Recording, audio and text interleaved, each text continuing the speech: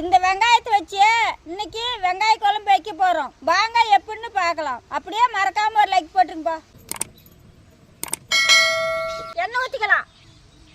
இதே மாதிரியே செக்கில் ஆட்டினா சுத்தமான கல்லெண்ணெய் வேணும்னா கீழே இருக்கிற நம்பருக்கு கால் பண்ணுங்கப்பா. கடுகு, வெந்தயம், சீரகம், வரமிளகாய், கருவேப்பிலை, சின்ன வெங்காயம், பூண்டு, அரைச்ச தக்காளி, மஞ்சத்தூள், மிளகாய்த்தூள், மல்லித்தூள், கல்லுப்பு, கரைச்ச புளி தண்ணி கொஞ்சம் ஊற்றிக்கலாம்.